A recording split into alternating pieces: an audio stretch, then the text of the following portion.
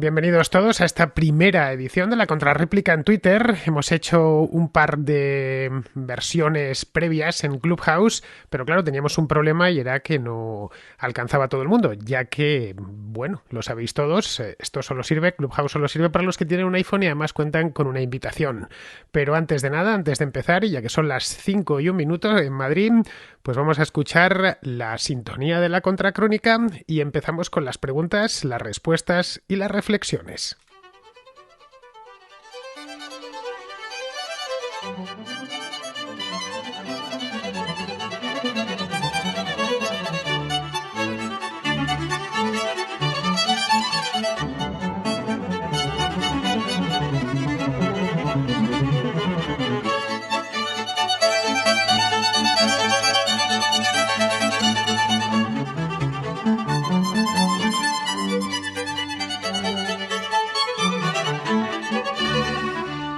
Bien, pues ahora que ya nos hemos edificado un poquito con la música de Johann Sebastian Bach, el tercer movimiento del tercer concierto de Brandeburgo de Johann Sebastian Bach, por supuesto. Así que vamos a empezar. Tengo a Andrea, que ya la he hecho hablante, es decir, que puede intervenir, pero vamos, no va a ser la única. Andrea, como bien sabéis los habituales de la Contra, es bioquímica, está en la Universidad de Cambridge, ya participó con nosotros en una de las sesiones de Clubhouse que tuvimos hace cosa de un mes, y bien, a ella le podéis preguntar todo lo relativo a las vacunas. Es una auténtica experta de todo lo relativo a bioquímica en general, pero vamos, las vacunas las conoce bien porque el último año ha estado trabajándolas muy a fondo, al menos desde el punto de vista comunicativo. Ha preparado incluso para mi canal de YouTube algunos vídeos muy buenos sobre este tema. Muy buenas, Andrea, ¿cómo estás? Hola Fernando y buenas a todos los contraescuchas hoy en este formato en directo, incluso con sintonía. Sí, con ¿Qué más se sintonía. puede pedir? Es que ves que, Andrea, que voy mejorando, ¿eh? Al final, Vamos. como estoy concentrado en lo que tengo que estar concentrado, pues he creado un sistema, tengo esta nueva mesa que me compré que me permite hacer estas cosillas. Incluso la puedo dejar de fondo la música, como puedes ver, subir la ganancia, en fin. Vamos, que de aquí a montarme los 40 principales, pues me falta ya poquito. Bien, pues vamos a empezar. Tengo aquí unas cuantas solicitudes. Pues tengo una primera, según veo, esto va por orden de los que lo han pedido, obviamente. Así que vamos a empezar por Antonio. Antonio, agregar como hablante. Muy buenas, Antonio, ¿me escuchas? Se está conectando. Así que vamos a ver si se termina de conectar, porque esto de las conexiones lo lleva mucho más rápido Clubhouse que Twitter. Ayer cuando hice esta prueba. Bien, Antonio, muy buenas. Has pasado de ser contraescucha a contraparlante en este preciso instante. ¿Qué te cuentas? Cuéntanos. Buenas tardes. Ante todo, muchas gracias por tu trabajo. Lo estoy siguiendo desde hace aproximadamente medio año. No me pierdo las contracrónicas ni las contrahistorias. Genial. Y la pregunta es, Hitler, el poder económico, ¿cómo consiguió tener ese poder económico en tan poco tiempo? ¿El poder económico, qué te refieres? ¿El suyo personal? Porque él se hizo millonario. No, Se hizo millonario gracias a la venta de su ya lo libro. sabía. Pero el apoyo que tenía alrededor, ¿cómo consiguió en tan poco tiempo Alemania llegar a tener tanto poder? Bueno, vamos a ver, Alemania lo que llegó a tener es poder militar porque se rearmó muy deprisa. Aun con todo empezó la guerra en el 39 sin estar completamente rearmada. A ver, el que tuvo retuvo. ¿Conoces ese refrán en castellano? Pues es aplicable a la Alemania del año 33. Alemania había tenido mucho, había hecho una revolución industrial muy exitosa, sobre todo a partir de 1870, y en 1914, cuando empezó la Primera Guerra Mundial, era ya la primera potencia industrial del continente. A muy cerca distancia, vamos, a Inglaterra ya la había superado y a muy cerquita distancia de los Estados Unidos. Así que en algunos aspectos era de hecho el país más industrializado del mundo. Tuvieron la caída de la Primera Guerra Mundial, pero esa base industrial se mantuvo. No olvides que Alemania no queda devastada después de la Primera Guerra Mundial. El país no es invadido en ningún momento. Es Alemania la que invade Bélgica, la que invade Francia. Entonces lo único que hace Hitler es aprovechar esa base que tiene. El nazismo tuvo éxito económico, entre comillas, porque estaba en Alemania. No hubiese tenido el mismo éxito económico en Rumanía, en Bulgaria o en la propia España, que no tenían esa base. Era un país muy poblado, muy dinámico, ya digo, con una base industrial, con puertos importantes como el de Hamburgo o el de Bremen, con grandes familias industriales que disponían de tecnologías propias. A veces nos olvidamos que a pesar de que Alemania era un país derrotado en en la época de entreguerras es un país que sigue innovando. Esto que conocemos hoy como fotografía de 35 milímetros fue inventado en el año 24, es decir, en plena crisis posterior de la República de Weimar, posterior a la hiperinflación. Las grandes marcas, las grandes firmas alemanas como Siemens, como Bayer, como BASF ya existían y estaban plenamente operativas. Entonces lo que hace Hitler es cabalgar sobre eso, evidente. Y redirigirlo todo hacia el esfuerzo bélico, como es lógico. Pero digamos que tenía de dónde tirar. Alemania era un país extremadamente rico. Lo que hizo fue, pues ponerlo a funcionar con la idea de organizar una guerra que la organizó 6 años después de llegar al poder. Pero claro, era un país poblado, el más poblado de Europa, un país, ya digo, con una base industrial importante, y lo único que faltaba era pues darle el empuje, que se hizo mediante unos créditos. Pero como su idea de cualquier manera era el nazismo hubiera quebrado económicamente de no haberse metido en guerra. Las bases financieras del sistema eran muy endebles, pero como se metió en guerra, a partir del 39 empiezan a saquear países, empiezan a saquear Polonia primero, Francia, todos los países que invadieron los saquearon esencialmente. En la Segunda Guerra Mundial se dio una circunstancia peculiar, y es que los países invadidos eran los encargados de costear su propia invasión, su propia ocupación. Entonces le generó todavía más prosperidad. En 1943 o 1942, cuando en Londres estaban racionando la comida, o en la propia Italia de Mussolini estaban pasando las canutas, en Alemania se vivía estupendamente, porque estaban en ese momento saqueando toda Europa. Si hablas con un alemán que tenga hoy 80 años, 85 años, y ya cada vez quedan menos, pero todavía puedes hablar con alguno, una de las cosas que te dirá es que él recuerda su primera infancia, los años 40, la época de la guerra, sin necesidades. Las necesidades llegaron después, cuando habían perdido, cuando se acaba el saqueo. Así que esa es la razón por la cual Alemania creció tanto durante los años 30, y es que ya venía de una base muy poderosa. ¿Te has quedado a gusto, Antonio, con esto? Sí, ¿O necesitas más expansión? Muy exhaustivo, profundo y muy ameno. Muy bien, pues nada, muchísimas gracias, Antonio. Vamos a pasar con el siguiente, que es Lucas, nuestro querido y confiable Lucas, así que vamos a agregarle como hablante. Muy buenas, Lucas, ¿cómo estás? A ver si se termina de conectar esto del Twitter. Bien, pues no te ha conectado, Lucas. Debes de tener una mala conexión o algo así. Así que vamos a pasar... Ahora, ya estás convertido en hablante. Ya, pues Hola, ¿me oyes? Te oigo, sí, te oigo con un eco de narices, pero te iba a puentear ya, iba a darle la palabra a Juan. Bueno, vamos a ver, Lucas, pregunta. Hola, que estoy aquí con cena, comida de familia en Cercedilla, y solo me entraba para saludar a Andrea, a Javi y a ti, Fernando, por supuesto. Bueno, pues nada, te devolvemos y los saludos. A darte un tirón de orejas, porque mira que hablar del Exorcista y no mencionar siquiera la banda sonora de Tubular Bells de Michael Field tiene delito, se me pasó. Con lo que a ti te gusta la música. Pero lo peor de todo no fue eso, lo peor de todo es que he dedicado, que es el programa de hoy, le he dedicado al Exorcista, no sé, 20 minutos hablando y bla, bla, y podía haber seguido, ¿eh? También se me quedaron en el tintero muchas cosas sobre las maldiciones del Exorcista, solo hablé de la de los actores, pero hubo unas cuantas más. Hay toda la leyenda negra de esa película. Pero claro, es que si no ya no hubiera habido más contraplano hoy que El Exorcista. Entonces me tuve que parar, porque dije, bueno, aquí sí, yo me pongo, es una película que conozco bastante bien, y ya sabes lo que me pasa cuando las películas las conozco bien. Pero bueno, ¿qué tal se está en Cercedilla? Bueno, esto está bien, hace sol, pero hace un poco de viento. Y frío, ¿no? Sí, un poquito. Ahí esta noche hacía un frío de pelotas, y estamos ya, pues eso, hemos entrado en la segunda quincena de abril, pero ya sabes que este mes es muy traicionero. Bueno, pues nada, muchas gracias, Lucas. A ti, hombre, a ti. Un saludo, Andrea y Javi. Gracias, Lucas. Un abrazo para ti. Vamos a entrar ahora con Juan, que lo tenemos aquí. Vamos a agregarle, a ver cuánto tarda esto en conectarse. Se llama Juan C, pero Twitter no me muestra el segundo nombre o el apellido. A ver si se termina de conectar. Se queda un momento, este sistema es peculiar, porque se queda un momento ahí como en una especie de limbo, y después a veces aparece la persona o no aparece la persona. Es una cosa realmente curiosa. Bueno, si no aparece pasaremos al siguiente, que el siguiente no lleva nombre, sino que pone fútbol. Bueno, yo te aviso, te voy a dar la palabra, pero yo de fútbol no sé nada. Sí, futbonario. Futbonario peruano. Bien, pues a ver si se nos conecta el futbonario peruano. Muy buenas. Hola. ¿Quién se ha conectado? El futbonario, ¿no? Disculpa, estoy usando un nombre que es una página que tenía hace mucho en Twitter. Ah, muy bien, muy bien. Pues a ver, futbonario, ¿cómo te llamas realmente? Hola, soy Jesús, te saludo desde la ciudad de Los Reyes. La La, verdad que, la ciudad de los Reyes de Lima. exacto, Muy bien, para muy bien. agradecer tu trabajo también. Te sigo que estoy en la universidad hace 6 años, 5 años por lo menos. Oye, pues en Lima tiene que ser muy temprano. Estás todavía metido en la cama prácticamente, ¿no?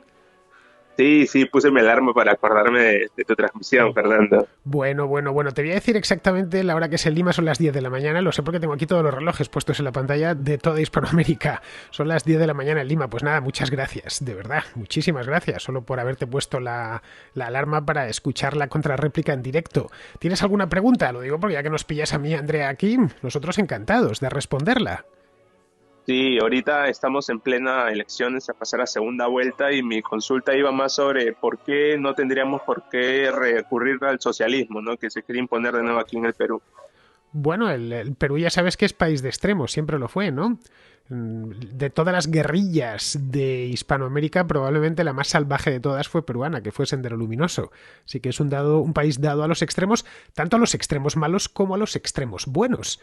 Porque luego, si te fijas, en las elecciones estas peruanas tienen a un candidato llamado Hernando de Soto, que es como una especie de sueño hecho candidato.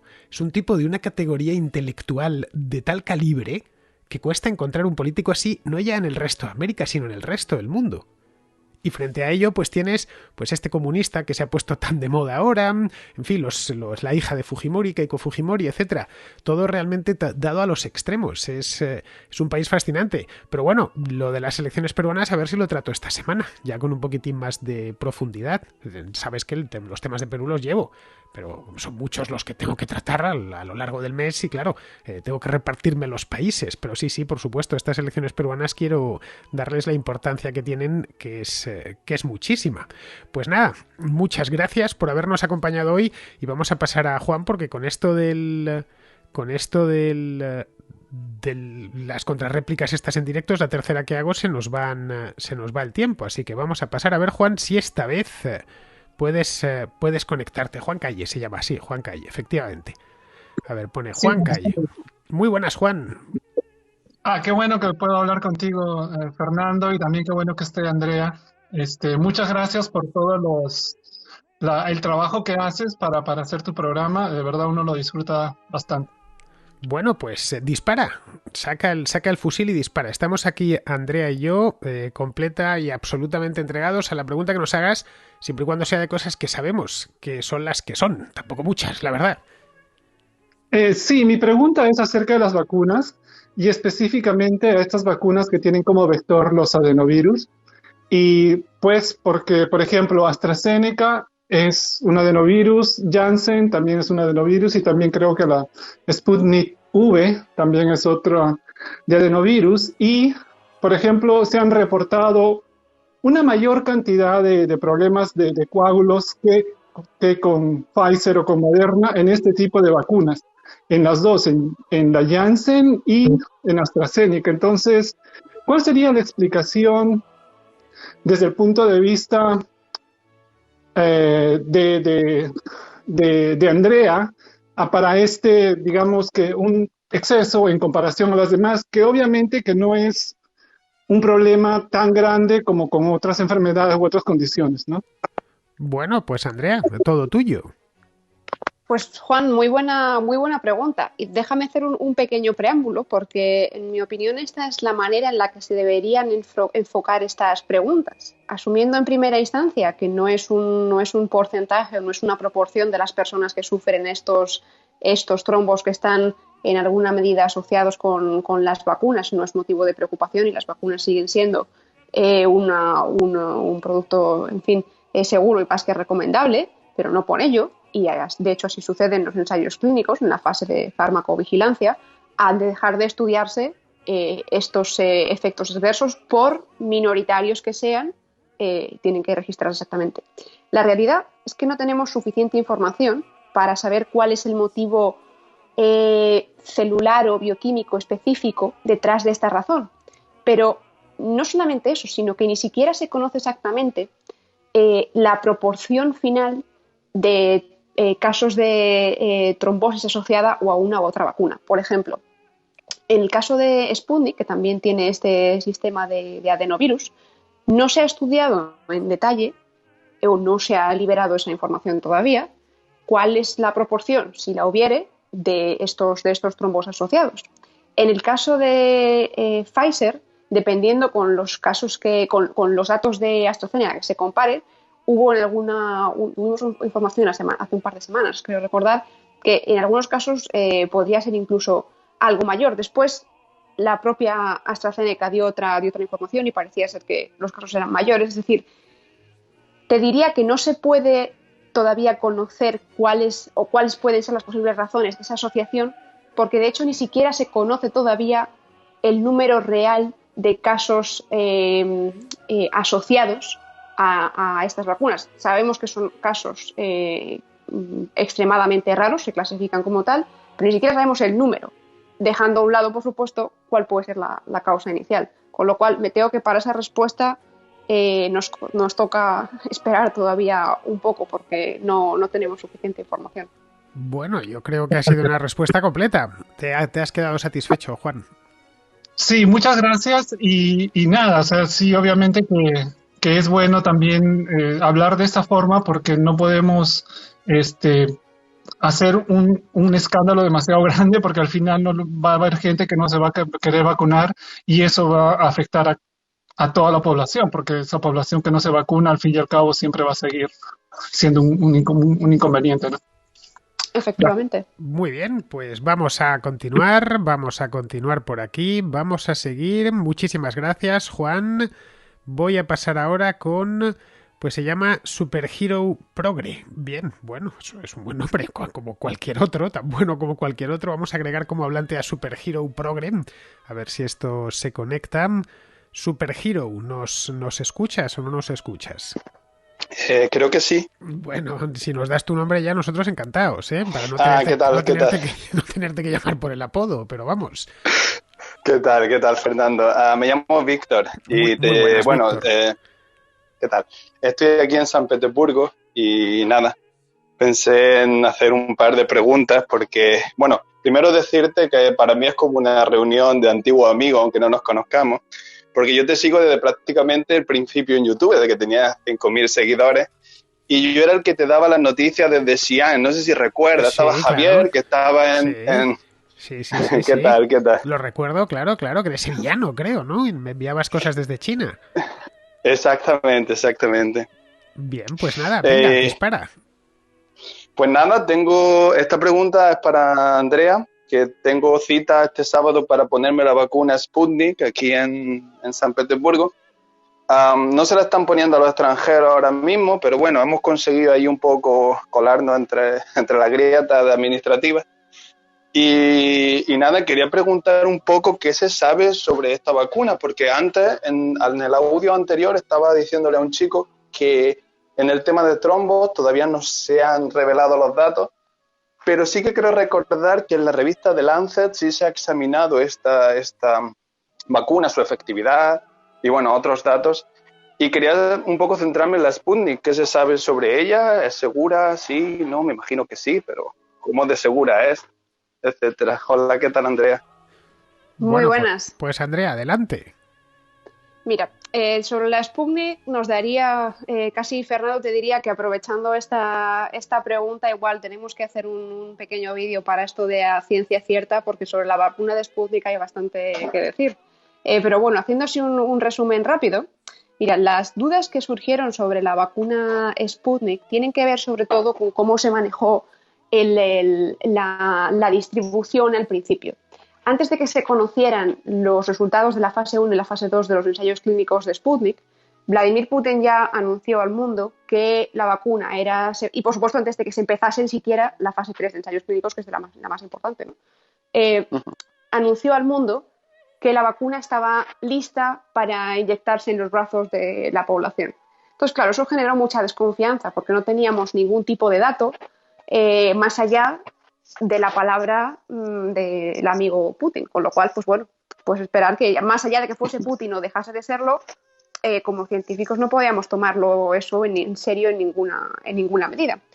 Eso fue el primero de los problemas, ¿no? El segundo quizá fue el nombre que se le puso, porque quizá tratándose de una vacuna perfectamente legítima desde el punto de vista científico, el hecho de que se le pusiese el nombre, pues digamos que hizo arquear un poco las cejas de los científicos a lo largo y ancho del mundo. Es como si a la vacuna de Moderna, como la ha financiado el gobierno de Estados Unidos, pues hubiesen puesto Tío Tom de nombre.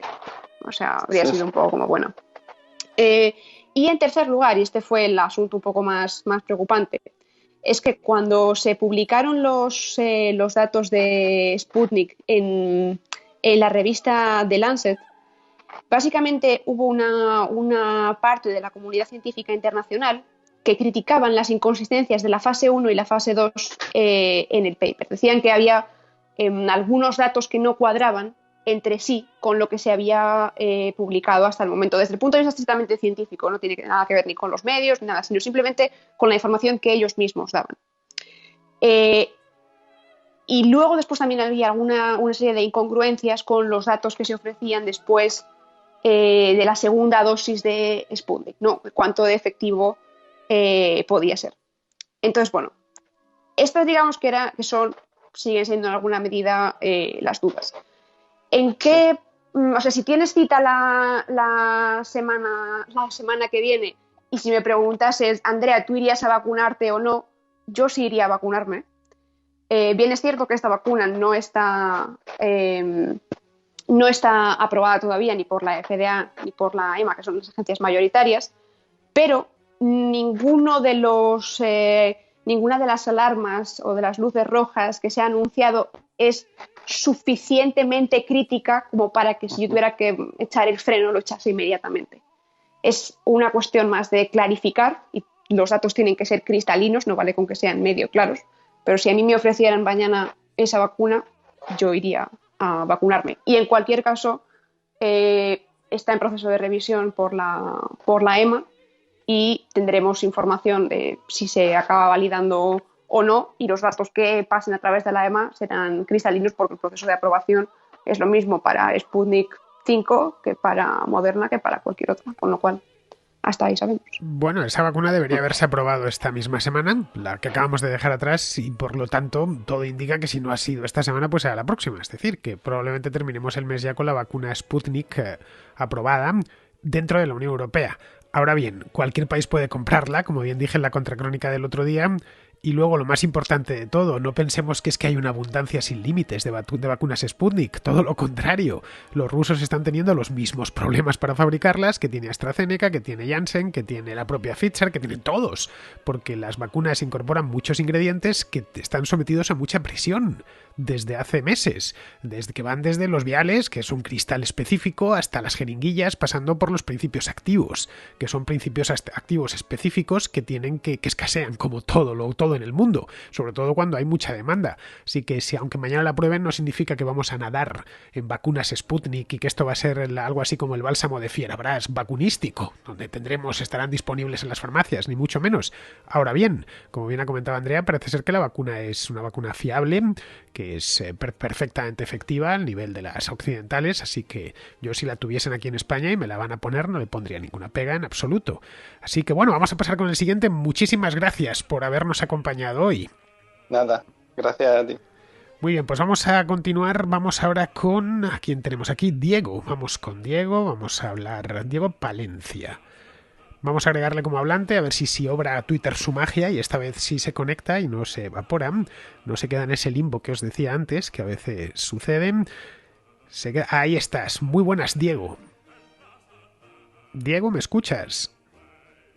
Buenos, ¿cómo están? Pues estamos muy bien, mejor si nos dices una pregunta, entonces ya estaremos casi en el nirvana. Así que, ¿de dónde eres, Diego?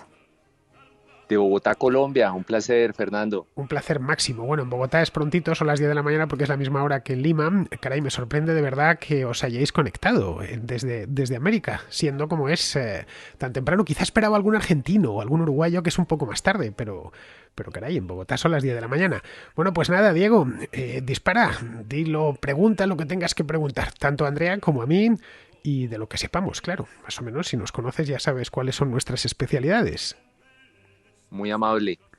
La pandemia está causando un cambio radical en la concepción de la vida humana y las personas nos estamos volviendo muy receptivas de la necesidad de cuidarnos. Sin embargo, se están tomando decisiones de no vacunarse, como lo que está pasando en Europa. En Colombia también está pasando algo similar. Teniendo en cuenta, doctora Andrea, la dinámica de estas pandemias y que cada vez son más complicadas y que como las referencias que tenemos de la gripe española de 1900, ¿cuáles son los desafíos que tenemos para podernos adaptar como humanidad a estos roles tan complicados que estamos viviendo con confinamientos, con unos choques económicos gigantescos? ¿Cómo hacemos para poder entender que el mundo cambió y que necesitamos que nos seamos más conscientes con el tema del cuidado personal?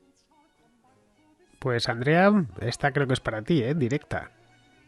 Desde luego, Diego, una pregunta muy, muy bonita, desde luego, porque invita a pensar los retos que el ser humano va a enfrentarse en los próximos años. Si me preguntas a mí personalmente, yo soy bastante optimista. Pensemos que en comparación con pandemias pasadas, por más que para nosotros, para mí individualmente, esta esté siendo muy dura personal o profesionalmente, en el pasado las pandemias asolaban generaciones y generaciones sin más explicación que quizá esto nos lo ha enviado alguna fuerza extraterrenal o nos ha tocado porque hemos tenido mala suerte y bueno, poco se puede hacer. Ahora lo que tenemos es la capacidad y el conocimiento para entender lo que está pasando por delante de nuestras narices. Y una de las mejores cosas que uno puede hacer, además de, por supuesto, cuidar en lo mayor posible de su salud mental, vacunarse cuando tenga la oportunidad, hacer un poco de ejercicio, en fin, llevar una vida sana en la medida de las posibilidades de cada uno, es informarse de la mejor manera que pueda. Es decir, si sabes qué es el coronavirus, si te informas de qué son los virus zoonóticos, en fin, de dónde proceden, cómo se han manejado a lo largo de la historia, para qué se han utilizado los confinamientos. Al final, una manera de protegerse muy valiosa, y bueno, en la contracrónica, yo como oyente incluso tenemos esa posibilidad de hacerlo, es a través de la información y del conocimiento, porque al final, para la próxima pandemia, esperemos que no nos toque, pero si nos tocase, tenemos la información en nuestra mano y el conocimiento. La peor pandemia al final es el miedo, ¿no? Y contra eso también nos podemos vacunar. Y una segunda pregunta, doctora Andrea, aprovechando la oportunidad, y es, ¿las condiciones de vacunación se han demorado más de lo normal? Pero hemos sido muy rápidos en la detección de la forma de ir contra esta pandemia. Pero ¿usted piensa que las vacunas seguirán transformándose y evolucionando para hacerse más efectivas en el mediano plazo? ¿O definitivamente seguirán nuevas pandemias y nuevas cepas y nuevas condiciones que sigan aumentando el problema de salud mundial? Bueno, también, de nuevo, muy buena pregunta. Mi respuesta es bastante clara. Desde luego que van a seguir evolucionando y van a seguir evolucionando mejor. Tanto Moderna como Pfizer, que son las que están llevando a cabo los desarrollos tecnológicos más innovadores en lo que respecta a las vacunas en esta pandemia del COVID, ya han anunciado que si hubiese otra cepa que supusiese un peligro o un problema para las actuales vacunas, ellos estarían en posición de producir y escalar a disposición como lo tenemos ahora, una vacuna completamente nueva en aproximadamente 3 a 6 meses. 3 meses con entregas, etcétera, es decir, no partiendo de cero. Eso es posible gracias a que se ha desarrollado toda una industria paralela para la manufactura específica de esta clase de vacunas y eso al final abarata mucho los costes en cuanto a fabricación per se y luego también en cuanto a tiempo, ¿no? Entonces, estamos en buenas manos, por así decirlo, pero esto no nos debe hacer pensar que hemos llegado a tierra firme. Al final, mientras nosotros continuamos con nuestra vida y seguimos desarrollando nuevas vacunas, los virus, este o cualquier otro, siguen evolucionando, tienen mutaciones, la mayor parte no son objeto de preocupación, pero bueno, para eso están las autoridades de vigilancia de virus zoonóticos que existen en esencialmente todos los países que pueden permitirse un sistema de salud más o menos avanzado para monitorizar estas variantes. Y ese es uno de los problemas que hubo en el caso del COVID, que esta variante pues, bueno, no se monitorizó o no se anunció a su debido momento. Con lo cual, bueno, en el frente de las vacunas, digamos que estamos no lo mejor que podemos estar, sino incluso, si me preguntas, lo mejor que habría podido pensar que podríamos estar a este punto. Bueno, pues con esto vamos a pasar. Muchísimas gracias, Diego, por haberte tenido hoy aquí con nosotros. Y vamos a pasar al siguiente. Vamos a pasar, a ver, tenemos aquí, bueno, estaban, no sé por qué ha saltado, porque estaban, tengo a Virile Agitur Sequamvideri. Bueno, aquí latinajo al canto, ¿eh? Virile Agitur significa en latín actúa virilmente, es decir, actúa como un hombre, y Sequamvideri sería ser antes que parecer, o ser mejor que parecer, ¿no? Una cosa así. Bueno, que nos lo aclare él, no tiene su nombre puesto, así que vamos a agregarle como hablante. Virile Agitur, muy buenas, ¿me estás escuchando? ¿Me escuchas? Actúa virilmente, pero no se conecta virilmente por lo menos no le conecta él. No, al final no se ha conectado, así que vamos a pasar con Pipe. Sí, se ha conectado al final. Yo no lo veo, no tengo Hablante idea. veo. Hablante, a ver, ¿dónde está? Esto me parece a mí, esto está en beta, ¿no? Aquí está, Hablante, sí, ya está, ha estado un poquito en el limbo. Muy buenas, Virile Agitur, ¿cómo estás? ¿Nos escuchas? Nos escucha, pero no se puede dirigir a nosotros. Quizá todavía está en el limbo y nosotros no lo sabemos. Bueno, ¿aló? Sí, Buenos días. muy buenas, por fin, has bajado del limbo. Es que esto está en beta y todavía tiene unos retrasos. A ver si los ingenieros de Twitter lo resuelven. Pues un poco desesperante, si te soy sincero. Cuando crees que ya tienes a la persona, pues todavía tarda en aterrizar. Muy buenas. Bien, no sé tu nombre, lo único que sé es que actúas virilmente y que te gusta más ser que parecer, según reza tu propio nombre en Twitter. Así que si nos dices tu nombre, te lo agradeceríamos para dirigirnos a ti por tu nombre de pila. Felipe, mi nombre es Felipe. Muy buenas, Felipe. Pues nada, aquí estamos expuestos para lo que tengas menester, que entendamos, se entiende. No nos preguntes de fútbol ni nada de eso, porque no sabemos, ni Andrea ni yo sabemos nada. Así que dispara. Ok, voy a ser preciso. Primero, nada más quería darle las gracias a Fernando. Sus podcasts me ha ayudado a atravesar este horario de trabajo muy largos. Siempre me ha mantenido ahí despierto, no dormido. Entonces, gracias por eso. También me educa bastante. Tengo un par de preguntas, entonces voy al grano. Una pregunta, la uno, es con China. Usted sabe que últimamente está la idea de que China va a venir y arrasar con todo Occidente. O sea, hay dos visiones. Una, que China va a venir a arrasar con todos nosotros, con Occidente. Y la otra es que va a pasar como sucedió con la Unión Soviética en los 70, con Japón en los 80, que fue más la bulla que los hechos, que al final terminaron así, digamos, capa caída. Entonces me gustaría con eso saber cuál es tu opinión. Y la segunda pregunta tiene que ver con Turquía.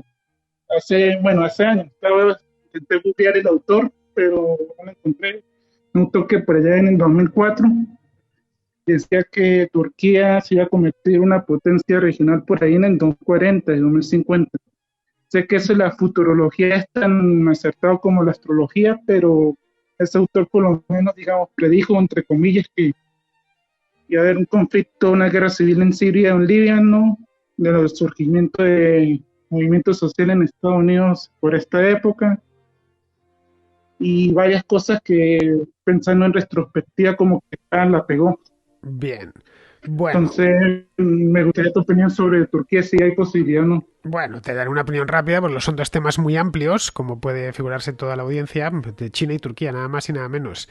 Darían para estar aquí de contrarréplica hasta dentro de 3 meses. Bien, en el caso de China, la voluntad manifiesta de su gobierno, de Xi Jinping, es convertirse en la primera potencia mundial. La primera potencia mundial en términos de PIB. Ya está. Se puede ser primera potencia mundial en otras muchas cosas, no solo en términos de PIB, se puede ser primera potencia mundial militar, la primera potencia mundial respecto a poder blando. China tiene un poder económico fuerte, es la segunda potencia mundial desde el punto de vista económico, pero su poder blando no es muy allá. Es más, países como Inglaterra, Alemania, me atrevería incluso a decir España, tienen más poder blando.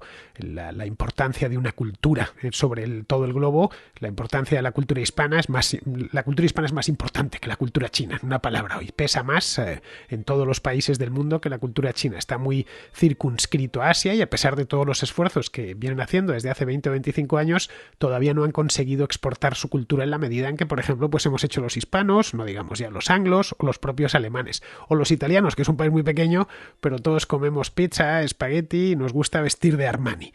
Bien, eso es poder blando. En el caso de la economía, la idea es que quieren llegar a ser la primera potencia en un escenario muy favorable antes de 2030, en un escenario algo menos favorable antes de 2050, es decir, en 2050 se conmemorará el primer centenario de la República Popular China, y la idea del partido es que celebrar ese centenario convertidos ya en la primera potencia incontestable del mundo. ¿Lo van a conseguir? No tenemos ni idea.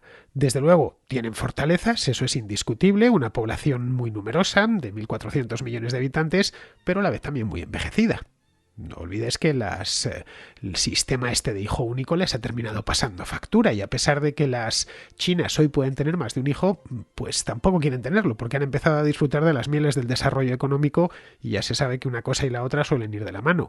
Luego, respecto el poderío militar, pues están aún lejos de los Estados Unidos, bastante lejos, y una gran flota se tarda en construirse, lo mismo en construir un buen ejército que sea puntero desde el punto de vista tecnológico. Estados Unidos empieza a descollar en el panorama internacional en la guerra contra España en 1898 y no alcanza la hegemonía mundial hasta 50 años más tarde, ya en la Segunda Guerra Mundial. Así que incluso en el mejor de los casos tendría que pasar todavía mucho tiempo. Luego tienen competencia regional. La China es un país con una población muy numerosa y un país, en fin, que crece económicamente, pero también la India.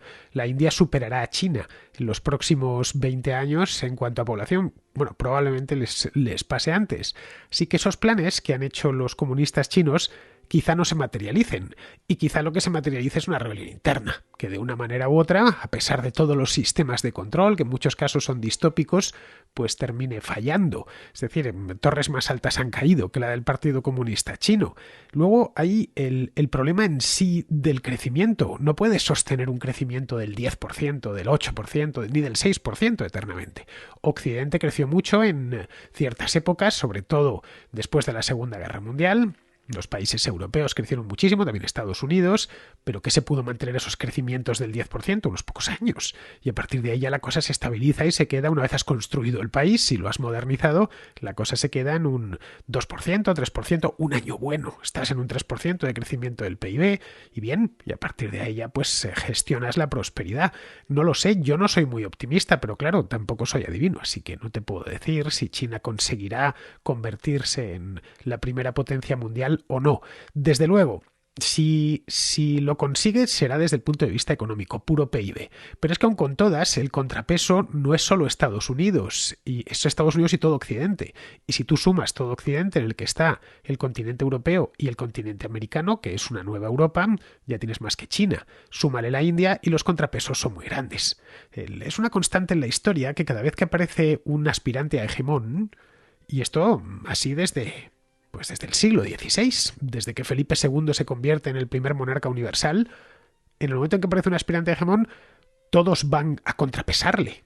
A Felipe II se lo terminan, o la España de los Habsburgo, mejor dicho, la terminan machacando. sus propios competidores, la Inglaterra del siglo XVII, la propia Francia, los principados alemanes, etcétera, los holandeses, terminan separando Portugal, etcétera. Es decir, al final puede parecer, si hacemos una foto fija del año 1598 cuando se muere Felipe II en el Escorial, bien, podía llevar a pensar, bueno, España va a dominar el mundo eternamente, lo tienen todo. El heredero, que era Felipe III, era el monarca más poderoso de la historia. Nunca antes había habido un tío que tuviese dominios en todas partes, que dispusiese de tal control sobre los recursos económicos del planeta. Bien, 50 años más tarde su reino estaba en franca decadencia y encadenaba las derrotas. Ojo, estamos hablando de hace 400 años, para que veas que estos procesos no son nuevos. Y luego, respecto a Turquía, a ver, Turquía, el proyecto del gobierno, por lo menos el de Erdogan, es parecido pero mucho más modesto. Quiere convertirse en la potencia de referencia en Oriente Medio. Ya está. Turquía, la verdad es que estaba un poco, digamos, infrarrepresentada. Oriente Medio había sido durante mucho tiempo el patio de atrás de las dos potencias de la Guerra Fría. Rusia, la Unión Soviética, mejor dicho, y los Estados Unidos. Luego ya posteriormente pasó a ser el patio de atrás de los Estados Unidos hasta que empezaron a replegarse. Bien, una de las cosas que quiere Erdogan es volver a ser, bueno, lo que fue el Imperio Otomano en su momento, el actor principal dentro de Oriente Medio, que geográficamente pues está cerca. Podríamos decir en gran medida que Turquía es un país bicontinental y por lo tanto una parte la tiene en Europa, pero otra parte la tiene en Oriente Medio, que a veces se nos olvida. Ciudades como Alepo, por ejemplo, en Siria, están pegadas a la frontera turca. Turquía hace frontera con Irán. Es un país gigantesco, así que ese es el proyecto. Ya veremos en qué se queda, porque al final en Turquía tiene una debilidad económica crónica, a pesar de que ha crecido mucho en los últimos años, pero su PIB, por ejemplo, teniendo 80 millones de habitantes, si no los tiene todavía, no tardará en llegar a ellos, su PIB es inferior al español, para que nos hagamos una idea. Tiene ciertas zonas económicamente muy dinámicas, pero son las pocas. No es comparable a ningún país europeo de Europa Occidental. Y en este proceso de convertirse en una potencia regional, pues se inscribe esta recuperación de los valores de la Turquía tradicional que capitanea Erdogan. El volver al velo, etcétera, volver a dar importancia de nuevo a la religión musulmana, cosa que no le habían dado importancia, todo lo contrario, habían ido cortando las alas a la religión desde tiempos de Ataturk. Hizo una contrahistoria sobre esto mismo hizo unos vídeos para el Liberal hace un tiempo sobre Ataturk y explicaba más o menos como todas las reformas que había hecho, pues sin revertirlas del todo, sin modularlo para que Turquía entre en el siglo XXI de una manera distinta, mirando al pasado con orgullo y no con vergüenza, que era una de las constantes en la historia turca del siglo XX. Pero vamos, como ves, son dos temas que dan para mucho. Pero vamos, te lo agradezco muchísimo porque es que a lo tonto llevamos ya más de 40 minutos de programa, así que muchísimas gracias. Vamos a pasar ahora al siguiente contraescucha, que se llama, esta vez sí, Pipe, a ver cuánto tarda en conectarse, a ver cuánto Pipe Jiménez. A ver cuánto tiempo Twitter nos lo deja en el limbo. A ver, ya puede hablar. Muy buenas, Pipe. ¿Nos escuchas? ¿No ven? Sí, Fernando, buenos días. Muy buenas, Pipe. ¿Cómo estás? Bien, muy bien. Les hablo desde Bogotá, Colombia. Soy un oyente de tu programa desde hace bastante tiempo. Voy a ser puntual para no ocupar el tiempo de todos. Bueno, veo que en Colombia sois especialmente madrugadores. Sí, de hecho cuando visité España me causó mucha impresión que la gente no madrugara tanto, pero bueno, pues así somos acá un poco. Bueno, pues que allá amanece todos los días a las 6 de la mañana. Aquí en invierno, pues lo mismo hasta las 9 no hay luz, entonces tampoco te vas a levantar antes, ¿no? Piensa que eso cuenta, claro, la latitud bastante a la hora de despertarse. Es cierto, y yo pues estuve en verano, entonces eran otras condiciones. Claro, ahí lo que hace es anochece tarde. Pero bueno, pues nada, venga, dispara ya y resolvemos esto cuanto antes. Vale, muchas gracias. Bueno, primero agradecerte y agradecerle a Andrea porque han contribuido con el otro a acabar con el otro virus que es el de la desinformación. Estamos plagados de información errónea sobre el virus y sobre las vacunas y ustedes han aclarado mucho el panorama. Siento que se cayó, no sé. El caso es que quería... a ver, ¿me escuchan? Perfectamente. Alto y claro. Bueno. Yo quería hacer una pregunta muy puntual a Andrea sobre las vacunas en el caso, si sabe de esta información, hay personas que recibimos unos medicamentos que son también biológicos para enfermedades doides. En mi caso concreto utilizo un medicamento que se llama Infliximab. El reumatólogo me ha dicho que parece que hay evidencia que a las personas inmunosuprimidas que hemos recibido este medicamento durante años, estamos un poquito más, más protegidos contra el virus, que no hay ningún tipo de incompatibilidad con ninguna de las vacunas que nos pueden administrar. Yo, de hecho, apenas me digan que me vaya a vacunar, lo voy a hacer. Pero mi pregunta es, si, ¿dónde puedo encontrar como más información sobre ese tipo de impactos con este tipo de medicamentos que no son tan comunes, pero que seguramente sí muchas mujeres, sobre todo que tienen artritis reumatoide y este tipo de condiciones, pues los reciben y qué tanto podríamos estar alerta para dentro de unos años no sufrir algunas consecuencias negativas? Esa es mi pregunta y les agradezco mucho. Perfecto, pues nada, también muy buena pregunta, esta más técnica. Bueno, esencialmente el infliximab se utiliza para enfermedades, pues eso, algunas reumatoides, en contexto también de pues, colitis, enfermedad de Crohn, etcétera. Bueno, la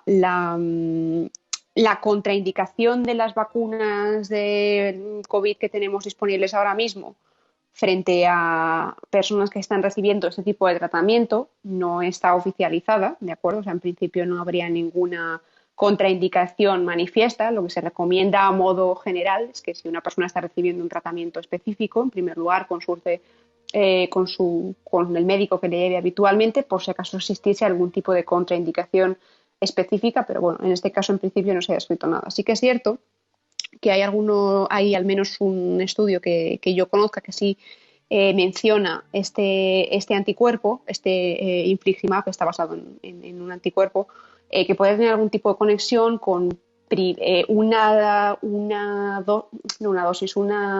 un título menor de anticuerpos producidos tras la primera dosis de la vacuna y luego algo superior tras la segunda dosis. En cualquiera de los casos, fuere esto confirmado en toda su extensión o no, hay que tener en cuenta que el factor más importante para el desarrollo de inmunidad frente al COVID, no solo frente al COVID, pero frente al COVID en este caso que nos ocupa, es las células de memoria T, no tanto el título de anticuerpos, a saber, la cantidad que tengamos después de recibir la vacuna. Luego, no sería un punto central o clave para determinar si se debiera tomar la vacuna o no, más allá de que pueda haber alguna contraindicación específica que hasta el momento, insisto, no se ha descrito.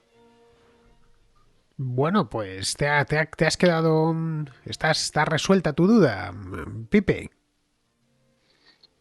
Sí, Fernando, Bueno. Está resuelta. Muchas gracias y espero, no sé si lo vas a subir después. Sí, claro, esto va a subir.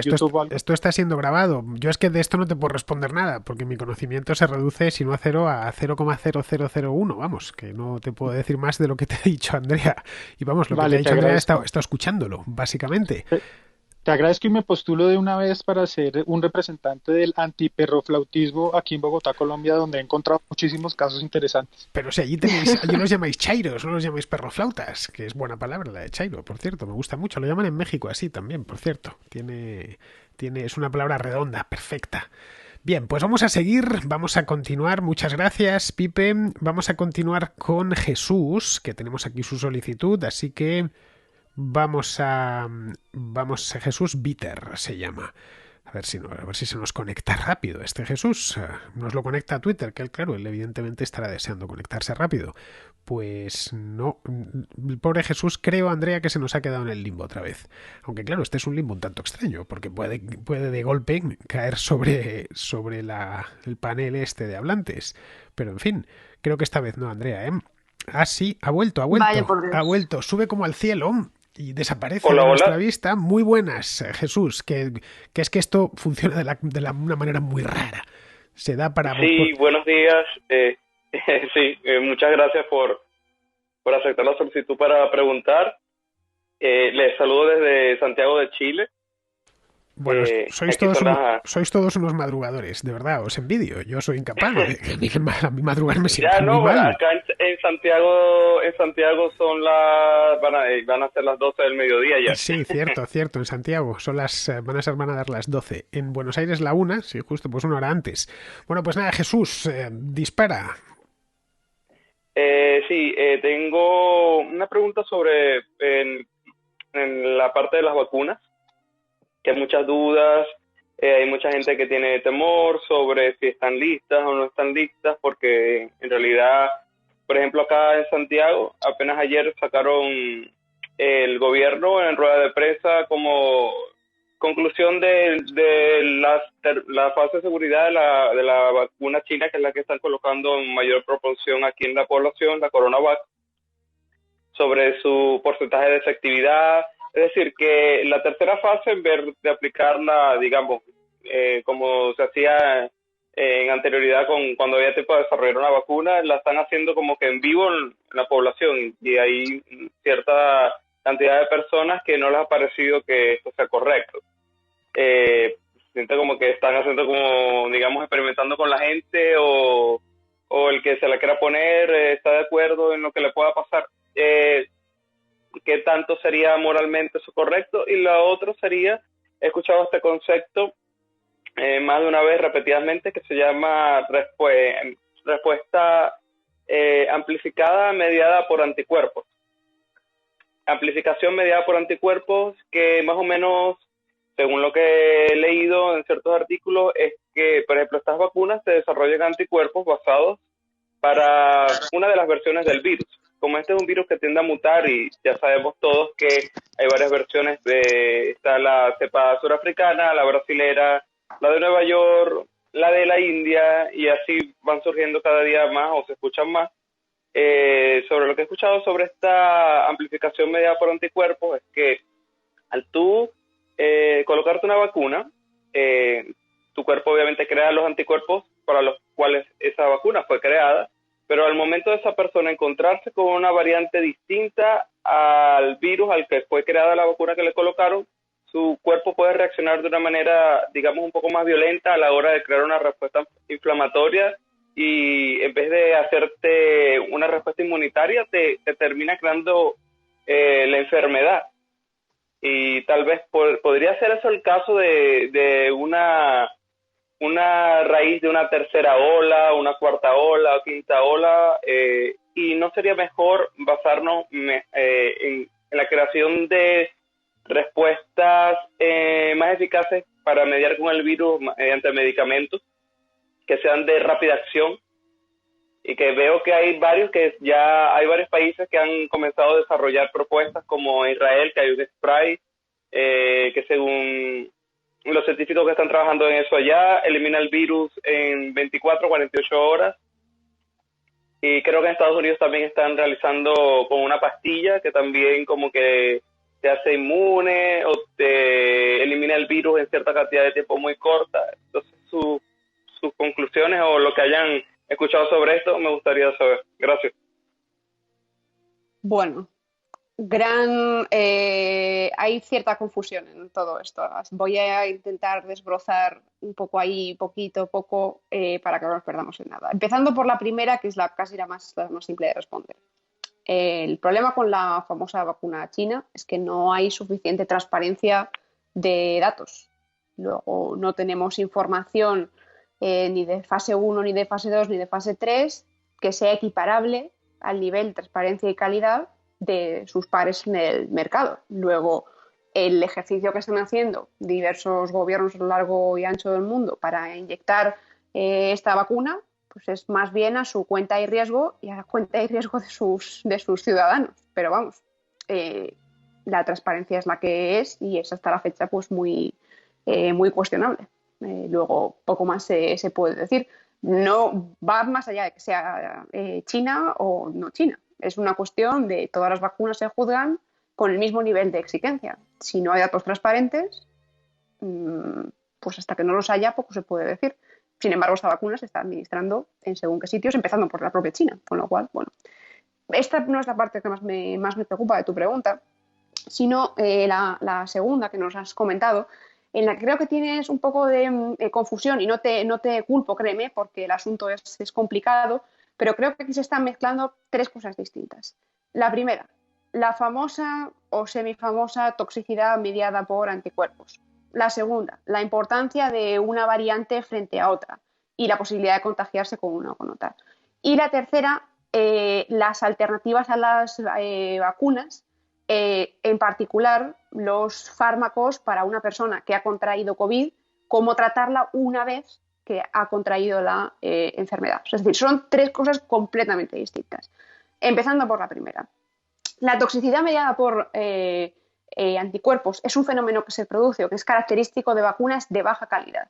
Hasta la fecha, ninguna de las... Bueno, hasta la fecha, o sea, ninguna de las vacunas, ni Moderna, ni Pfizer, ni AstraZeneca, ni Janssen, Sputnik, en ese sentido estaba perfectamente limpia. De la vacuna esta china no tenemos información, con lo cual queda ahí. Estas vacunas, al ser vacunas de calidad, no producen este efecto. ¿Este efecto en qué consiste? Cuando el título... Es un asunto complicado, con lo cual voy a explicarlo muy, muy por encima. Básicamente, cuando la calidad de los anticuerpos o el título, o las dos cosas, preferentemente, no es suficientemente buena tras una vacuna, el cuerpo puede interpretarlo un poco como puerta de atrás de entrada para el virus. Pero no es que la vacuna te cree la enfermedad, ni muchísimo menos, sino que el anticuerpo actúa un poco como de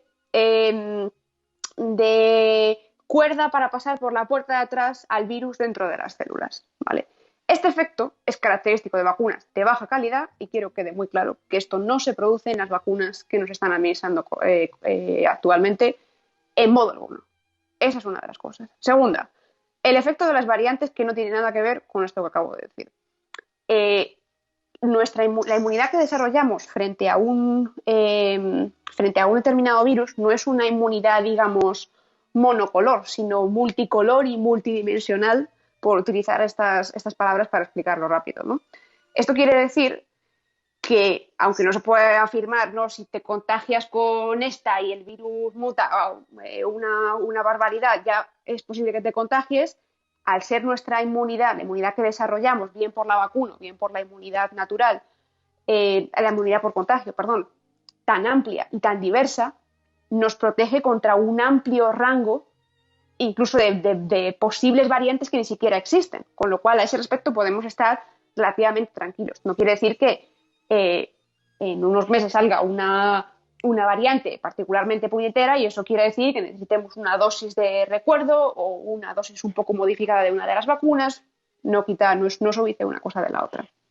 Y la tercera, la de las alternativas a las vacunas, en concreto los fármacos anti-COVID. Con las enfermedades infecciosas, la mejor alternativa es erradicar la enfermedad.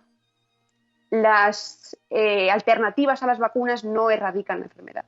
Lo único que hacen es curar a la persona que ha contraído esa enfermedad en particular, a esa persona en concreto, pero no erradicas la enfermedad. Por eso el foco prioritario deben ser las vacunas.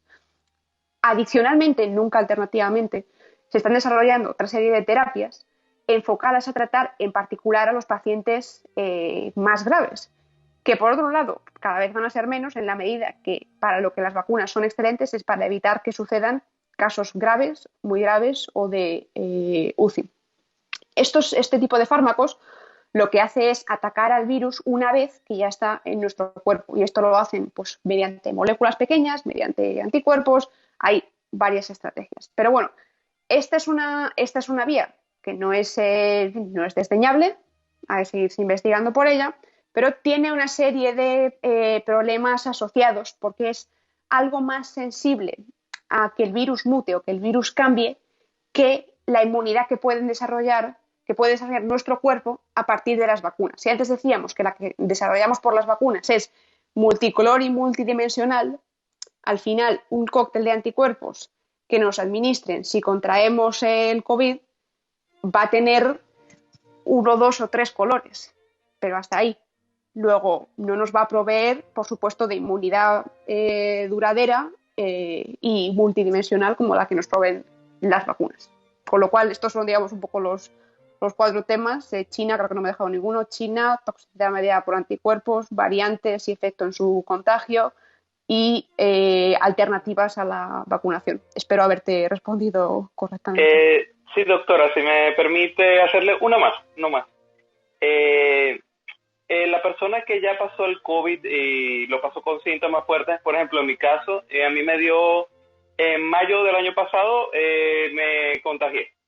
Me contagié en el trabajo y presenté el COVID y sí estuve un mes muy mal, tuve 2 semanas de fiebre, tuve síntomas muy fuertes, no digamos que fue un caso de los que llaman asintomáticos, que no sentí nada y di positivo a un PCR, no, fui, me tomé el PCR, di negativo y pasé 2 semanas de fiebre, dolores de cabeza, dolores musculares, dificultad para respirar, casi todo, menos no perdí mucho, se me disminuyó el gusto del olfato, pero no lo perdí del todo.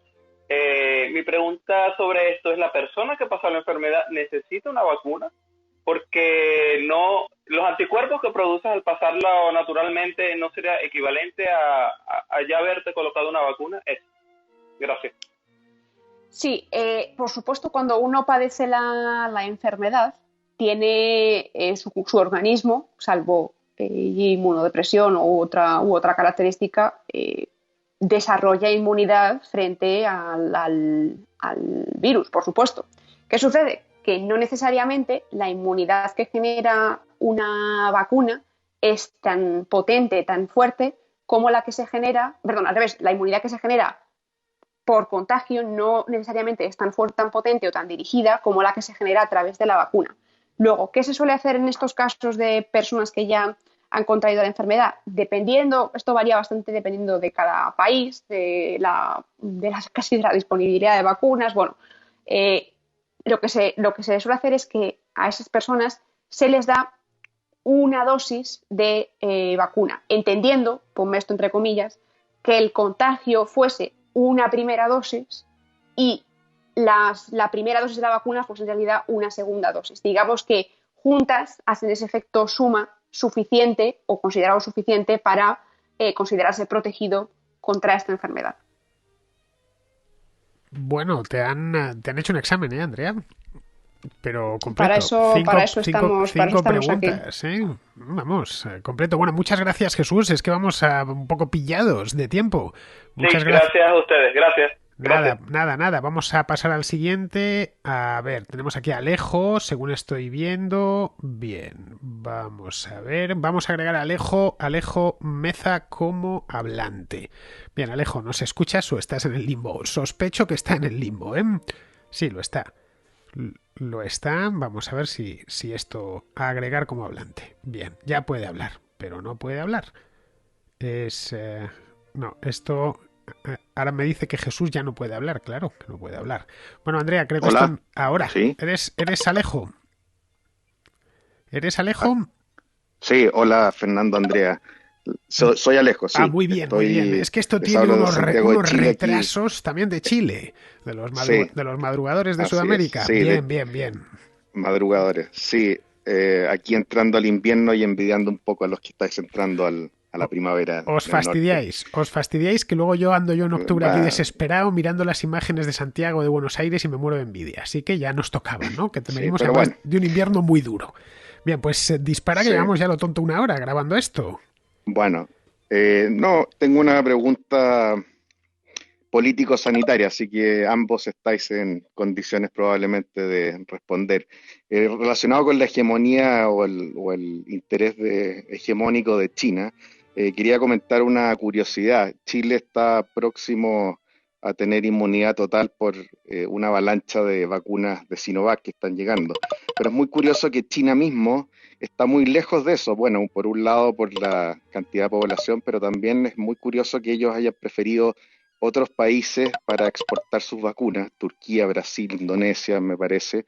Y la única explicación de por qué exportan tantas vacunas probablemente es por este interés de la hegemonía de lograrla en poco tiempo, a tal punto que probablemente están prefiriendo vacunar a extranjeros antes que a sus propios ciudadanos. Es bastante curioso, no sé si habrá otra explicación para ello, pero es bien interesante este fenómeno. Pues sí que lo es, sí, ya lo comentaba aquí en aquella que hice sobre la vacunación en Chile, también la comenté el otro día de la vacunación de la vacuna rusa, más que la vacunación en Rusia, y comentaba por encima que era peculiar que tanto los chinos como los rusos estaban exportando vacunas a pesar de que las vacunas les faltaban en casa. Chile, por ejemplo, tengo los datos aquí, tiene ya administrada la primera dosis a más del 40% de la población. Bien, estamos hablando de que tiene ya casi media población vacunada, pero es que nos vamos, por ejemplo, a Rusia y está en el 6,5% de la población vacunada, que es realmente poco, sinceramente, para todo lo que han sacado pecho Vladimir Putin con el tema de la vacuna. En el caso de China, el problema que tenemos con China son los datos, que uno no termina, a ver si me entiendes, de creerlos, porque si, por ejemplo, vamos a los datos de muertes y contagios de coronavirus, pues tenemos unos datos que son francamente irrisorios, teniendo en cuenta que el coronavirus como tal, la COVID, vamos, la enfermedad, empezó allí. Yo recuerdo que miro datos desde hace más de un año, datos de todo el mundo. Bueno, al principio, claro, China en el mes de febrero de 2020 estaba arriba del todo. Bueno, ahora está en el puesto número 95 del mundo en cuanto a contagios, pero es que oficialmente solo han reconocido 4.636 muertos. Claro, no sé, no es por no creerme a los chinos, es que no me los creo, sinceramente. Es que tiene una cantidad de contagios similar a la de Finlandia, que es un país de 4 millones de habitantes o 4,5 millones de habitantes. En fin, no sé, los muertos, pues estamos hablando de 4.000 y pico. Si vamos a la clasificación por muertos, bueno, el primero por supuesto es Estados Unidos, el segundo sería Brasil, el tercero México y luego la India. Es decir, estamos hablando de países muy poblados que pues han arrojado cifras muy elevadas de muertos, pero es que China 4.000 o 4.000 y pico, en fin, solo en Alemania ha habido más de 80.000, en España se acerca a los 100.000 también, en países hispanos como Argentina estamos hablando de 60.000, en Perú por ahí 55, 60.000. ¿Cómo es posible que en China solo haya 4.600? Es directamente imposible, y lo mismo con el número de contagios. Así que como para creernos los datos que nos dan de vacunación, es decir, es todo una... No sé cómo explicarlo. Es un trampantojo continuo lo de China. Y hay gente en Occidente, tanto en Europa como en América, dispuesto a creerlo. Y a asumir que todo lo que viene de China, por intereses comerciales, obviamente, hay que darlo por bueno. Desconozco hasta qué punto las vacunas chinas, la de Sinovac, por ejemplo, es efectiva. Al parecer, y en estudios que se han hecho, en Brasil se hizo uno, pues no era muy efectiva. Desde luego no tenía la efectividad que ellos aseguraban. La EMA no la ha aprobado, la FDA tampoco la ha aprobado. Al final ha quedado pues una vacuna que se ha ido administrando en ciertos países, pero no en los países europeos, ni en los Estados Unidos, ni en Canadá. Así que, en fin, lo de China, pues, ¿qué quieres que te diga? No podemos creernos nada. A mí ya me cuesta, de hecho, a veces hasta creerme las cifras de PIB. Me recuerda a las estadísticas que facilitaba el bloque del Este durante la Guerra Fría, que eran todos esos países, bueno, en principio, si mirabas los datos macroeconómicos, eran poco menos que el paraíso en la Tierra. Luego no te explicabas cómo había colas para conseguir una barra de pan en Bucarest, o en Varsovia, o en la misma Moscú. Pero en cambio ofrecían unas cifras de producción, de crecimiento de la economía que eran enloquecidas. Pues con esto pasa, en el caso de China, algo parecido. No sé a ti, Andrea, ¿qué te parece lo de la vacuna china? ¿La conoces un poco más en profundidad? Bueno, era esencialmente lo que comentábamos antes. No hay mucho que comentar en detalle sobre el detalle, digamos, bioquímico, molecular de la vacuna, porque no se ha anunciado, no se ha detallado números concretos de eficacia, ensayos clínicos, etcétera. O sea, entonces, bueno, se sabe que es una vacuna de tipo adenoviral también, esta es de vector adenoviral, perdón. Pero bueno, más allá de el estudio que se hizo en Brasil, números que podamos decir esta eficacia con esta población, con esta etnicidad en los grupos de población, con esta distancia entre dosis, no sabemos especialmente. Luego, bueno, yo no es aquí la voluntad no es de creer o de no creer o de quiero creer, no, es una cuestión mucho más fría y mucho más aburrida, si me apuras. Se ha hecho una vacuna, se enseñan los datos, se comparten como cualquier otra pieza informativa de naturaleza científica a la comunidad y se someten a la crítica cruda y descarnada de nuestros pares científicos. No hay mucho más. Estoy oyendo ladrar a un Pues perro. bien, está. Estoy oyendo ladrar a un perro, Andrea, y no sé si el perro ladra en Inglaterra o ladra en Chile. No. No, es mi No, no, en vecino que Inglaterra no hay perros. saca a sus perros a pasear a esta hora. Así Aquí que en Madrid no está disculpas. ladrando ningún perro, por lo menos en la parte de Madrid en la que me encuentro, pero uno de los No, dos sitios, no, pero es que me entráis por el no, mismo yo, canal, entonces tampoco os puedo silenciar a bueno, ninguno, no os puedo yo separar. quiero agradeceros la conversación y que hayáis entendido mi español chileno, que es probablemente el dialecto más incomprensible del mundo hispano. Así que ¿Qué va a agradezco ser mucho que se haya incomprensible? entendido. ¿Qué va a ser En incomprensible? Es un absoluto. acento bien bonito el de Bueno, Chile. Que no os coman la moral, sí, ¿eh? Que no os coman la moral ahí en sí. Sudamérica con que vuestro acento no está bien. Es un acento No maravilloso. sé, pero tenemos ¿Mm? muchas cosas del castellano antiguo que mantenemos todavía, Bueno, así eso que, pero bueno, le pasa a los colombianos también. Mantienen un castellano sí, delicioso, con palabras sí. que se han olvidado ya en España. Bueno, pues muchas gracias, Alejo. Vamos a ir terminando ya. Gracias, Fernando y Andrea. Vamos a pasar ahora, a ver si esto no me hace ninguna jugarreta, como antes. Vamos a pasar ahora con Daniel, que le tengo aquí, Daniel Valverde. Bien, vamos a agregarle como hablante, a ver cuánto tiempo nos lo deja en el limbo a Daniel esto del Twitter. Muy buenas, Daniel. Buenas, apareció en el acto. Ahora veo hablante y creo que estás ahí. Sí, la verdad que ha sido en el acto. Hola Andrea, hola Fernando. Parece que hoy va de vacuna la cosa. Bueno, está Andrea ahí y no puede ir de otra manera, claro. Sí. Vale, mi pregunta va sobre lo mismo. En concreto tengo dos y un pequeño apunte sobre la vacunación en Rusia. Y muchas personas se preguntan que cómo se han vacunado tan pocas personas y después también Rusia está con este afán de exportarla tanto. Yo te puedo hablar sobre el caso de San Petersburgo. Mi pareja es de allí y es que la cosa es de que no tienen demanda interna. La verdad que los propios habitantes como que no se los quieren poner. Mi pareja tiene menos de 25 años, lleva ya más de 2 meses con la segunda dosis y los padres igual. Así que la verdad que no... Que Pero es eso, que la verdad que no se la, internamente no tienen mucha demanda. no se la quieren poner porque no se fían. Nada, mi pregunta iba sobre Andrea, es que aquí en Alemania mi madre ya está vacunada con la primera dosis de AstraZeneca y ahora aquí los alemanes pues han decidido de que por las personas que no tengan más de 70 años pues no las quieren vacunar con AstraZeneca y quieren vacunarlas con la segunda dosis con Moderna o con BioNTech. La pregunta es, ¿hay estudios sobre eso, de que se puedan combinar ambas vacunas? Y la segunda pregunta es, por ejemplo, sobre esto de los trombos, que yo no sé si es por algo científico o meramente político, porque, por ejemplo, con la de Janssen, los datos de trombosis son, lo que vi en el CDC, han sido 6 casos por 6,8 millones de dosis que se han administrado y no sé, creo que tienes más posibilidades de que te toque el euromillón a que te dé una trombosis por vacunarte con estas vacunas. Así que nada, y gracias por adelantado. Nada, gracias a ti.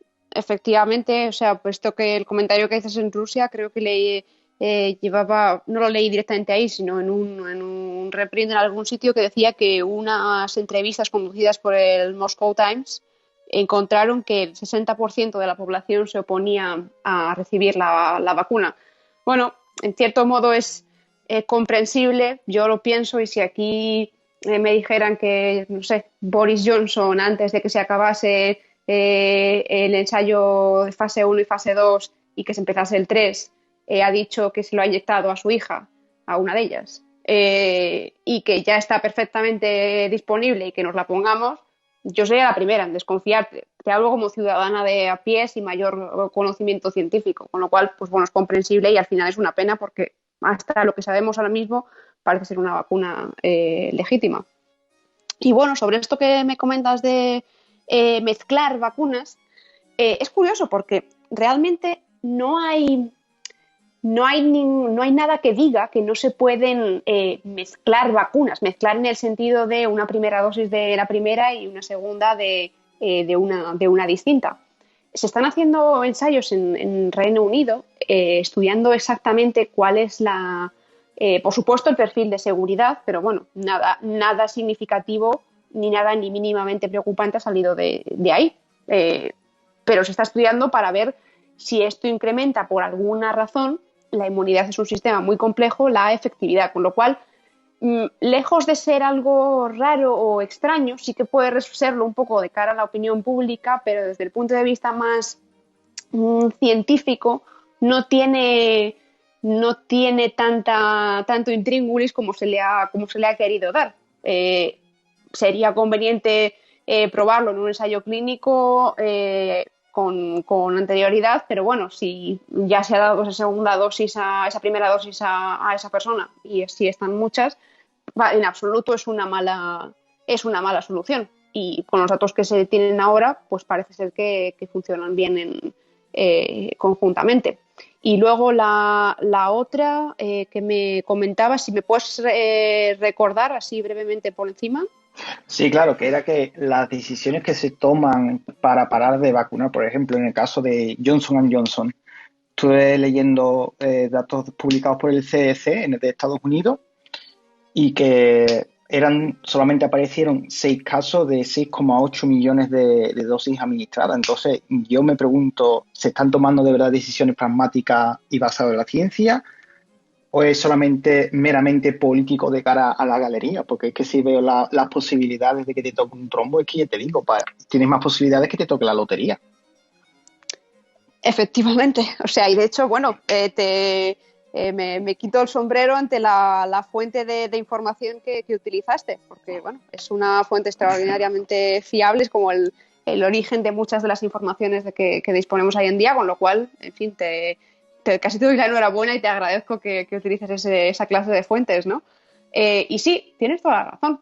O sea, en el fondo podemos ver, han salido muchas comparaciones de fármacos que consumimos antiinflamatorios o de otra naturaleza con cierta regularidad o cierta normalidad. No reparamos en el manual que viene con el medicamento en cómo puede tener efectos adversos y en qué proporción, pero si nos parásemos a mirarlo nos daríamos cuenta que es muchísimo mayor. De nuevo, es que el cálculo depende cómo lo mires. Para empezar, en términos absolutos, la proporción de personas que sufren estos famosos trombos asociados es absolutamente menor. El número la figura que tú indicabas es correcta.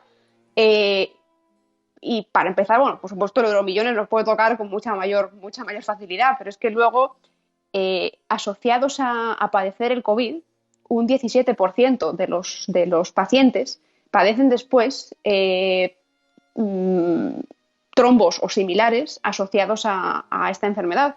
Luego, si en un 17% de las ocasiones puedes padecer estos trombos si te contagias de la COVID, pues es que la vacuna ni se acerca remotamente a ese porcentaje, ¿no? Entonces, pues bueno, al final hay un componente político de sobreprotección o de guardarse las espaldas, de decir, bueno, ya hemos visto el espectáculo inenarrable que ha habido en la Unión Europea con la vacuna de AstraZeneca, en la que un gobierno reaccionaba unas horas más tarde del anterior, era una especie de reacción en cadena.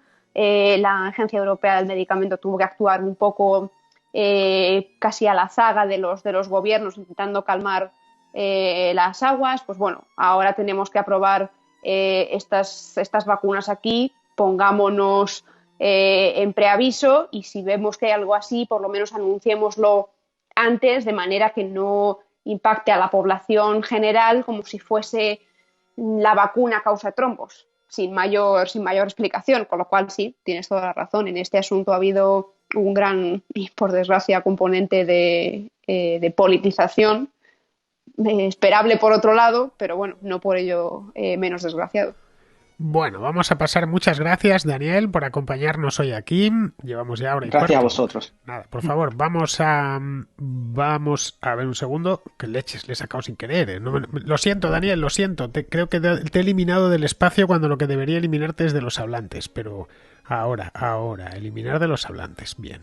Y ahora vamos a pasar con Iván, que vamos a agregarle como hablante. Esto, Andrea, creo que se lo tiene que trabajar un poquito Twitter, este sistema. No es tan intuitivo como el de Clubhouse, que lo hacía esto mucho más rápido. Luego. Le han metido demasiadas letras, demasiadas cosas. A ver, está solicitado, a ver si entra Iván, si no pasamos directamente a Antonio, que también le tengo aquí. Así que, nada. Esto, señores, señores de Twitter, ya puede, me dice, Iván Manzana ya puede hablar. Bueno, puede hablar, será en otra dimensión. Ah, bueno, pues en esta, va a empezar a hablar en esta. Muy buenas, Iván. Hola, Iván. Iván está ahí, hace tirorit, pero no termina de... Esto lo tienen que... Bueno, Fernando, sí. Para que te hagas una idea, mi ventana de este espacio que tenemos aquí... ¿Sí?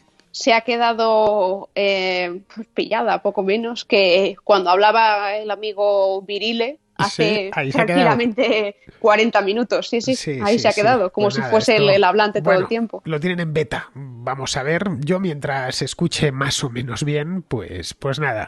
Iván está oficialmente como hablante, o al menos es lo que me pone a mí. Y luego Antonio, vamos a pasar a Antonio, a ver si... Un segundito, porque... Bueno, y me vuelve a decir ahora que Daniel está de hablante y después que Iván lo ha solicitado. Madre mía, la que tienen estos. Bueno, vamos a pasar con Antonio, a ver si con Antonio se conecta. Antonio J. Villena. Antonio, si puede hablar. Muy buenas, Antonio. Dice que ya puede hablar, pero no con nosotros. Quizá esté hablando con otras personas, no lo sé. Bueno, de cualquier manera, como vemos que esto no termina de... Ahí, oigo algo, oigo una voz lejana. Muy buenas, ¿quién eres, Antonio o Iván? Antonio. ¿Eres Antonio? Vale, se te oye más como de ultratumba. A ver, cuéntanos, Antonio. Bueno, estoy en medio de la huerta valenciana, la huerta urbana, que se llama, y se supone que no había ruido aquí, pero bueno... Espero que se me escuche bien. Tienes unos ruidos como alienígenas de fondo, un tanto extraños. Esto sigue haciendo ruidos, pero bueno, dispara lo antes posible. Aquí nada más tienes un cartucho antes de que se corte esto o haga alguna cosa rara, esto de Twitter. Vale, enhorabuena por el programa. Muchas gracias por la compañía durante este año de pandemia en el que te he descubierto y te he seguido. Yo quiero hacer una doble pregunta que está relacionada entre sí en ambas partes. Por una parte, algo que tú has hablado es el neopuritanismo al que estamos sometidos hoy en día, que también tiene que ver con el capitalismo moralista. Y es en referencia a un vídeo que un tío blanco hetero hizo hace un tiempo, has colaborado con él, sí, que hablaba de cómo un videojuego de corte histórico realista que se llama Kingdom Come Deliverance, sí, de un estudio y un diseñador, creo que era de República Checa, estaba ambientado en la Bohemia del siglo XV, de comienzos, y básicamente el autor, en diversos medios de comunicación que pertenecen a este capitalismo moralista, digamos, fue censurado, fue tachado como de una persona racista, neonazi, machista, por no incluir personajes femeninos protagonistas o no incluir personajes de color, que ellos llaman, en un reino que es Bohemia a principios del siglo XV. Claro, todo esto en un juego que se supone que intenta ser realista. Y en relación a esto también he visto una noticia en los últimos días que una empresa embotelladora de Francia, de agua, que se llama Envian France, sí, se vio obligada a pedir disculpas a la gente en sus canales de comunicación, entre ellos Twitter, que es donde me enteré, por simplemente poner una publicación que decía: retweet si tú también te has bebido tu litro de agua diario. ¿Por qué? Porque, como sabéis, el Ramadán, una de las festividades islámicas más importantes, sí, se está celebrando a partir de ahora y mucha gente se ve que se ha visto indignada por este mensaje, porque se incite a beber agua, porque una pequeña comunidad musulmana, que en Francia sí que es bastante importante, se supone que no puede hacerlo durante el día hasta que se ponga el sol y tal. Y la pregunta ¿es esto una amenaza para las sociedades europeas en un futuro cercano? Es decir, la combinación del neopuritanismo capitalista con una suerte de fascismo o moralismo islámico que intenta poco a poco imponerse en aquellos estados de la Unión Europea que se lo permitan. Bueno, yo creo que más que una amenaza para las sociedades europeas es antes de nada una amenaza para el sentido común. Si una empresa que fabrica agua embotellada, que es Evian, que es muy famosa por lo demás, dice y te has bebido, hace publicidad diciendo te has bebido tu botella de agua hoy o tu litro de agua, pues es lo lógico. Si embotellase Coca-Cola, pues diría, te has tomado ya la Coca-Cola del día, ¿no?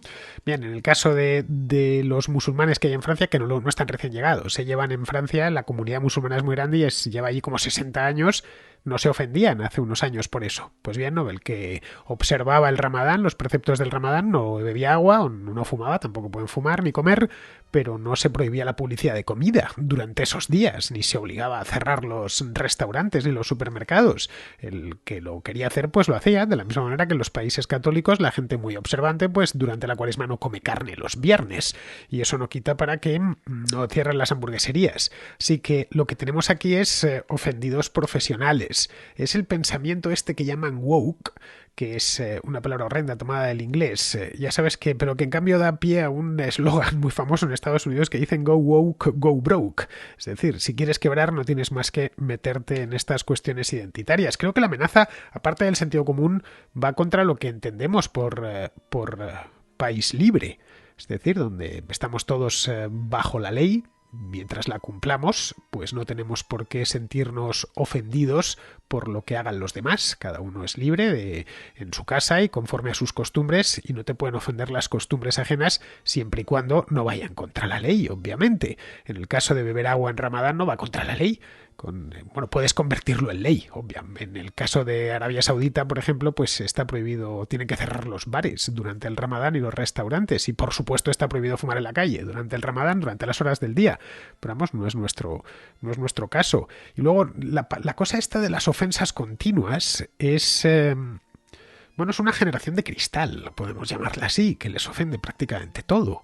Y esto al final se ha terminado contagiando a los medios de comunicación, ha terminado llegando también a Hollywood, a los que crean la conciencia social a corto plazo, ¿no? Y nos encontramos, pues eso, con que hacen un videojuego ambientado en la Bohemia de principios del siglo XV, la época de Jan Hus, por cierto, y no meten personas de color, pues entre otras cosas porque no las había. Pero acuérdate, hace 3 años, creo que fue, o 4 años, cuando estrenaron esta película sobre Dunkerque, que es un peliculón. Por lo demás también hubo quejas de que no habían sacado soldados de color, pues que hubo muy pocos en Dunkerque. Había por un lado alemanes atacando y en el otro, en la playa, estaban básicamente franceses y británicos, quizá habría algunos, pero vamos, no deberían ser estamos hablando de cientos de miles de soldados, muy poquitos.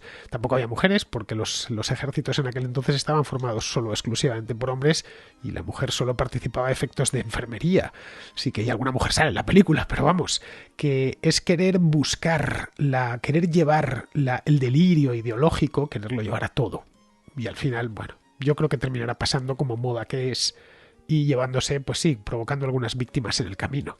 Simplemente, una de ellas es nuestra ministra de Igualdad, Irene Montero, que ya ha entrado en fase de, no sé si la has escuchado, un meeting que dio ayer en una azotea. Sí, diciendo niñes, hijes, todes y no sé qué. Bueno, pues sí, ya ha llegado hasta ahí, pero más lejos no pueden llegar que el gobierno. Es inaudito porque si quiere emplear el lenguaje inclusivo, bastaría con decir todas las personas, por ejemplo, y no hacer ese ridículo lingüístico al que son. Es que no entiendo por qué, incluso para dentro de su propio electorado, es absurdo. Pero es que la ministra, como le sucede a muchas feministas, confunden el género gramatical con el biológico, que no es exactamente lo mismo. El género gramatical es inclusivo. En nuestro idioma, cuando decimos todos, estamos incluyendo a las mujeres y a los hombres, estamos incluyendo a todos. Podemos decir, claro, es que nuestra lengua es machista porque proviene de una cultura machista y entonces pues eso al final se vio reflejado en la lengua. Bien, el turco no tiene género gramatical y no es precisamente Turquía, un país caracterizado por su feminismo ni por su respeto a los derechos de las mujeres, así que eso es una tontería, como puedes ver. Nuestra lengua es heredera del latín y le pasa pues lo mismo que al italiano o lo mismo que al francés, o al portugués, que tiene géneros gramaticales, y no pasa nada, y estamos hechos, además la lengua ya sabes que atiende a la economía del lenguaje. Si tenemos que reduplicar el género biológico cada vez que hablamos, pues haríamos los libros eternos, los discursos eternos, bueno, escuchar un meeting de cualquiera de estas personas. Pero bueno, ha sido un gusto tenerte aquí, Antonio. Bueno, veo que Andrea se conecta, se desconecta. Esto me parece que es un desastre. Y vamos a ir terminando ya. Vamos a ver aquí. Muy buenas, Andrea. Creo que Twitter te ha llevado al limbo y has vuelto. He vuelto, espero que he vuelto, pero me ha sacado de la aplicación, literalmente me ha cerrado la aplicación de Sí, Twitter. sí, esto lo tienen un poquito verde, me parece a mí. Esperemos que si les funciona, pues lo pongan, porque la verdad es que es muy cómodo. Hay muchísimos participantes, no sé cuántos, porque no me da el número. Cosa que Clubhouse, apuntad, los técnicos de Twitter, ponedme el número de la cantidad de gente que hay. Y ahora me ha cerrado el... Y ahora... Ah, no, ahora ya me lo ha vuelto a abrir. Bueno, pues con esto llevamos 1 hora y media. Aquí tú y yo. Bueno, más tú que yo, porque hoy han venido todos a por ti, Andrea. Ya siento que no podéis participar todos los que habéis solicitado, pero 1 hora y media creo que es más que suficiente. Pensad que esto va a ser ahora convertido en un programa de radio. Así que muchas gracias, Andrea, por acompañarnos hoy.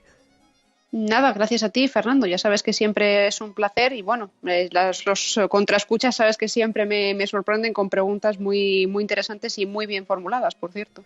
Muy bien, pues queridos amigos, con esto ya damos por concluida esta contrarréplica en directo. La volveremos a hacer, volveremos a insistir, a ver si Twitter ha arreglado alguno de los problemas que tiene todavía con la aplicación, que está, como he dicho antes, muy verde, pero verdísima. Está como esos plátanos que no te puedes todavía comer ni hincar el diente porque te dejas el diente ahí. Pues más o menos está así, pero bueno, esperemos que haya sido del agrado de todos los que han estado. Así que me despido de vosotros y lo hago como hemos empezado, con la sintonía de la contracrónica.